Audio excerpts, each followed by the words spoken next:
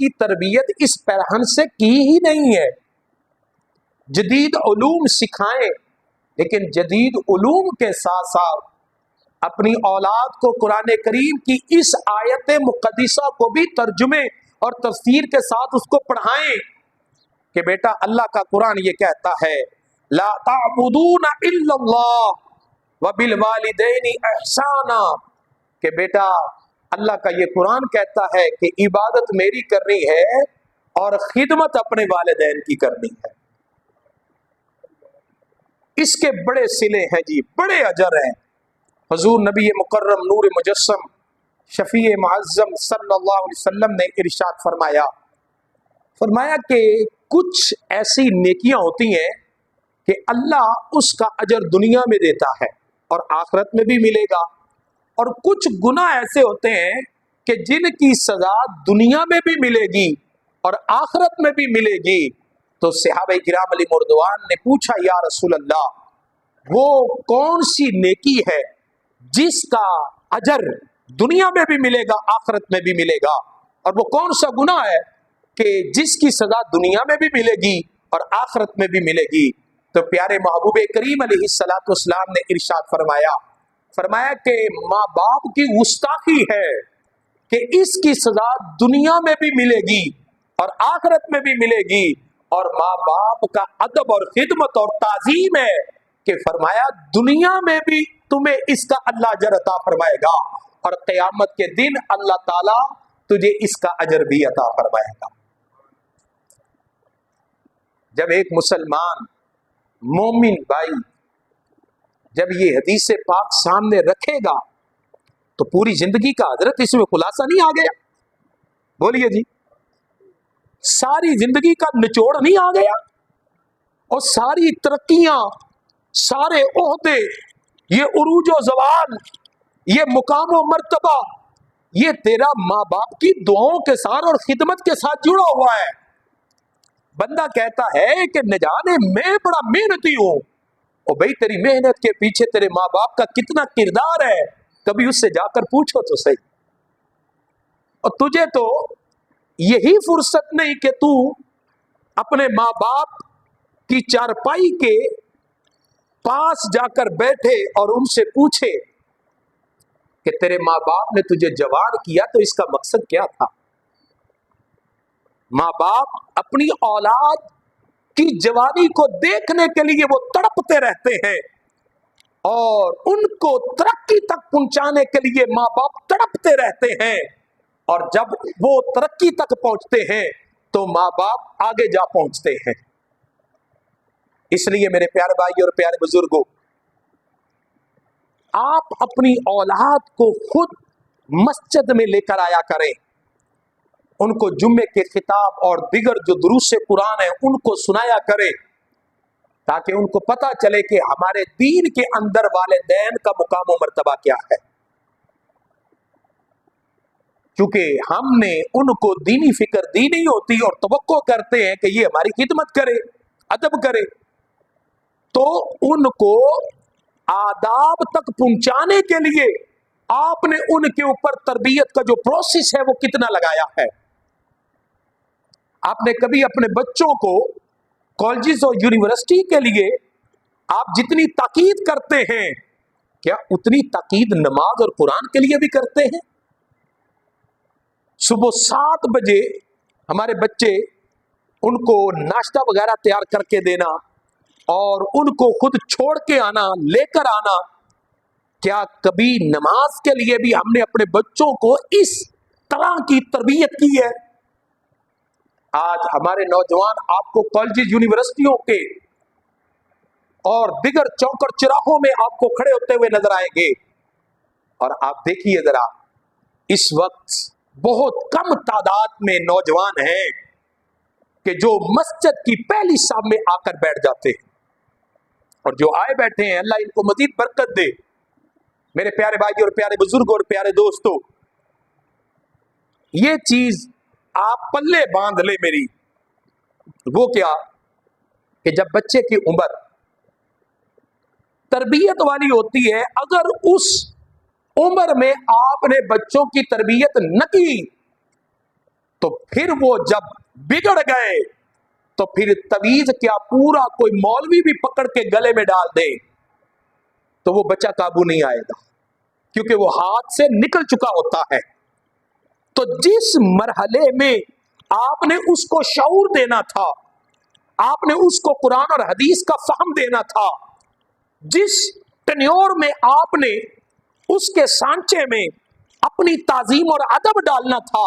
آپ نے وہ زندگی کا جو حصہ ہے وہ لاٹ جار میں آپ نے پورا کر دیا، اور جب وہ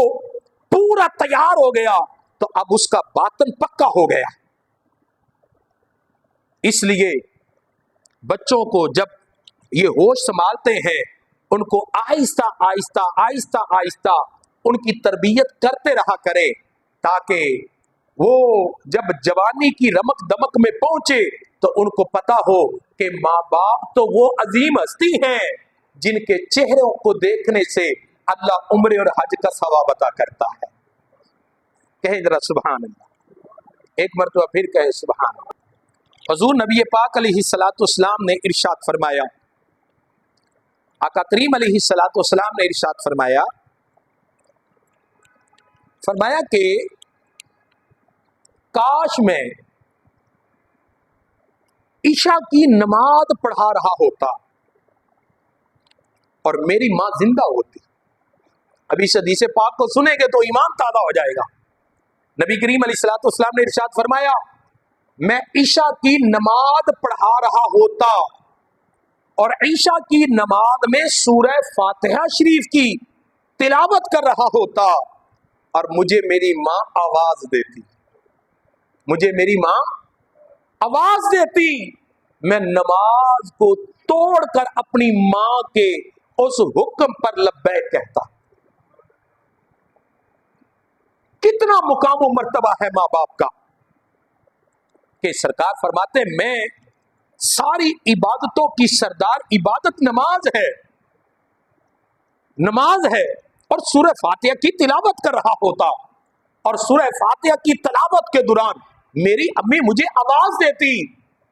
اور میں کیا کرتا، میں نماز توڑ کر اپنی امی کی بات کو سنتا۔ اور آج اگر ہم چوک اور چراہوں میں کھڑے ہیں، ماں باپ ہمیں بلائیں دوستوں کے سامنے تو ہم توہین سمجھتے ہیں اور گھر آ کے جھڑکتے ہیں کہ آپ نے دوستوں کے سامنے ذرا سا بھی لحاظ نہیں رکھا، جبکہ سرکار فرماتے ہیں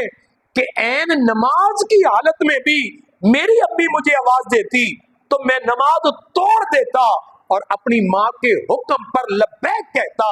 یہی وجہ ہے میرے پیارے بھائی اور پیارے بزرگوں، جب یہ حدیث پاک آپ اپنی اولاد کو سمجھائیں گے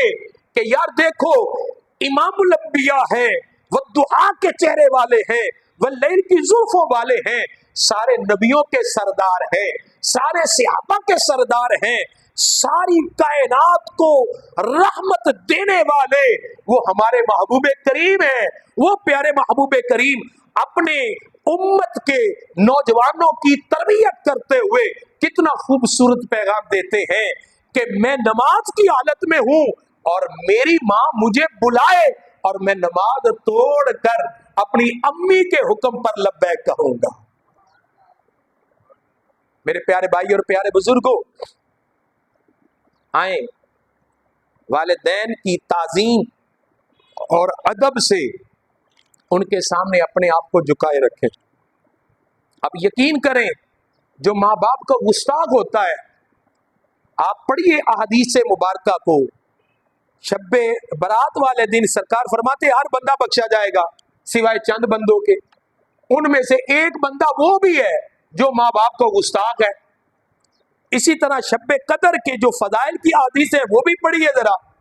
سرکار فرماتے ہیں ہر بندہ اللہ اس رات بخش دیتا ہے سوائے اس کے، ان میں سے ایک حدیث کے لفظ یوں ہے، سرکار فرماتے ہیں جو اپنے ماں باپ کو گستاخ ہے، اپنا ماں باپ کا بے ادب ہے، جو اپنے ماں باپ کی بے ادبی کرتا ہے وہ کبھی بخشا۔ اس لیے کبھی بھی زندگی میں یہ ایک ایسا پھلدار درخت ہے کہ اس کو پھل لگے یا نہ لگے لیکن یہ اولاد کو سایہ ضرور دیتے ہیں۔ کبھی کبھی ماں باپ کے فیصلے غلط ہوتے ہیں لیکن ان کی نیتیں صاف ہوتی ہیں، ان کی نیتیں صاف ہوتی ہیں۔ ایک ماں باپ ہی تو ایسا رشتہ ہے جو آپ کو اپنے سے بھی بڑا دیکھنا چاہتا ہے۔ ایک ماں باپ کا ہی تو رشتہ ہے جو آپ کو اپنے سے بھی بڑا دیکھنا چاہتا ہے، جو کبھی بھی آپ سے دغا نہیں کرتا، کبھی بھی آپ سے بے وفائی نہیں کرتا۔ میں نے بڑے بڑے رشتوں کو ٹوٹتے ہوئے، بکھرتے ہوئے دیکھا ہے، لیکن اولاد کو ماں باپ کو چھوڑتے ہوئے بھی دیکھا ہے، لیکن ماں باپ کو اولاد کو چھوڑتے ہوئے نہیں دیکھا۔ اولاد جو ہے یہ چارپائی پہ بھی ہو اور باپ بوڑھا بھی ہو، اللہ کی عزت و جلال کی قسم ہے، باپ کو اپنی اولاد کی خدمت کرتے ہوئے بھی دیکھا ہے۔ لیکن افسوس اس بات کا ہے کہ اولاد ماں باپ کو بڑھاپے میں دیکھ کر پھر کہتی ہے کہ بوڑھے ماں باپ یہ فلاں کے پاس رہیں گے، فلاں کے پاس رہیں گے، جائیدادیں ہم ساری تقسیم کر لیتے ہیں، اور پھر کہتا ہے ماں مجھے دے دو، ابا تم لے لو۔ وہ ایک ہو کر سب کو پالتے تھے، اب یہ سارے مل کر ماں باپ کو نہیں پال سکتے۔ حضرت بتائیں ایسا ہے کہ نہیں؟ بولیے جی۔ تو آئیں دیکھیے ہم سے کہاں کہاں بھول ہوئی، اور پھر دیکھیے ہماری اولادوں سے وہ بھول نہ ہو۔ یہ میرا بیٹا ہے جو یہ موبائل کے قریب بیٹھا ہے، میں نے جہاں بھی تقریر کے لیے جانا اس کو لے کر جانا۔ ابھی بھی جب میں گھر سے نکلا ہوں تو میں نے اس کو ایک حدیث پاک سنائی ہے۔ میں نے کہا بیٹا تم درس نظامی کا تیسرا سال میں ہو تو یہ بات ذہن میں رکھنا، یہ حدیث پاک میں نے اس کو سنائی ہے کہ طالب علم کے ساتھ 10 شیطان ہوتے ہیں اور ہر بندے کے ساتھ ایک شیطان ہوتا ہے۔ اور بیٹا زندگی کے کسی موڑ پہ کوئی تمہیں یہ نہ کہے کہ تیرے ماں باپ کی یہ تربیت ہے،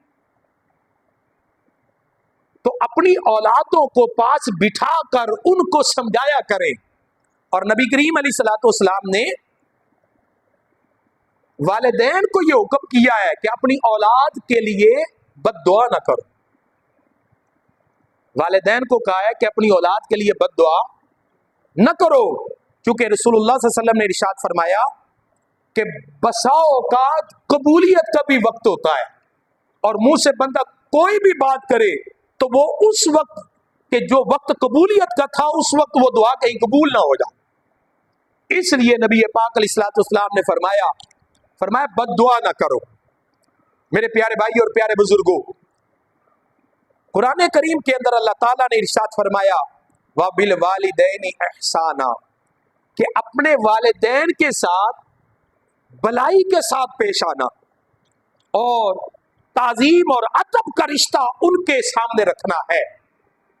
تو آئیں آج جتنے بھی احباب یہاں بیٹھے ہیں ان سے یہ درخواست ہے کہ ماں باپ اگر حیات ہے تو ان کی قدر کرے، یہ سدا سر پہ نہیں رہتے، یہ سدا، وہ میاں صاحب کیا فرماتے ہیں، سدا نہ ماں پہ حسن جوانی، سدا نہ صحبت یارا۔ تو یہ ماں باپ سدا نہیں رہتے، ایک لمحہ ماں باپ کی جو صحبت ہے، ایک لمحہ جو صحبت ہے وہ آپ کو حج اور عمرے جیسی عبادت کے برابر اگر ثواب دیتی ہے۔ یہ صحابی رسول ہے، حضور علیہ الصلوۃ والسلام نے فرمایا کہ جو ماں باپ کی چہرے کی زیارت کرے اسے مقبول حج اور عمرے کا ثواب۔ صحابی رسول نے عرض کی یا رسول اللہ اگر بندہ 2 بار کرے، سرکار فرماتے 2 مرتبہ ان کو عمرے اور حج کا ثواب۔ فرمایا اگر 3 بار، تو سرکار فرماتے اگر دن میں 100 مرتبہ بھی ماں باپ کی زیارت کرو تو اللہ حج اور عمرے کا ثواب عطا فرمائے گا۔ یہ جتنے بھی ہمارے دوست بھائی حج کے لیے جا رہے ہیں، اب ان سے پوچھئے ذرا 10-10 12-12 لاکھ روپیہ پہلے جناب فیس جمع کروائے، پھر پتہ نہیں وہ اپنا ٹکٹ نکلتا ہے کہ نہیں نکلتا۔ تو یہاں رسول اللہ صلی اللہ علیہ وسلم نے ارشاد فرمایا کہ تم ماں باپ کے چہروں کی زیارت کرو، فرمایا قبول شدہ، مقبول شدہ حج اور عمرے کا ثواب ہے۔ اور اگر بندے کے ماں باپ راضی نہیں ہیں تو آپ چاہے کسی بزرگ کے مزار پہ چلے جائیں، बुजुर्ग के मजार को छोड़कर नबी पाक के मजार पे भी चले जाओ तो कभी भी तुझे खैरात नहीं मिलेगी। अगर तेरे माँ बाप तुझ पे राजी हैं तो तेरी इबादत भी कबूल हो जाएगी, तेरी रियाजत भी कबूल हो जाएगी, तेरा जिक्र अज़कार भी कबूल हो जाएगा। और कभी जिंदगी के किसी मोड़ पे अगर कोई भूल भी हुई तो माँ बाप की दुआ की बरकत से अल्लाह तुझे उसकी भी माफी दे देगा। लेकिन माँ बाप की जो गुस्ताखी होती है ये काबिले कबूल नहीं है और ये काबिले गिरफ्त है। मेरे प्यारे भाई और प्यारे बुजुर्गों, मैं चूंकि एक दीन का इतना सा तालिब इल्म हूं, हमारे पास यकीन करे ऐसे लोग भी आए हैं जिन्होंने कहा कि कारी साहब कोई ऐसा तवीज, कोई ऐसा वजीफा दे दे, डेली हमारी औलाद जो है ये हमें झिड़कती भी है, हमें मारती भी है। ऐसे बेड़िए इस माशरे के अंदर अब भी मौजूद है, अभी भी मौजूद है। वो बेदम ने क्या कहा था, बदबख्त है वो औलाद जो बुढ़ापे में माँ बाप का सहारा तो न बने, फरमाते उससे बेहतर है वो छड़ी जो बुढ़ापे में माँ बाप का सहारा बने, और उस छड़ी से भी बदतर वो औलाद है जो बुढ़ापे में जाके अपने माँ बाप का सहारा न बन सके। बुढ़ापे में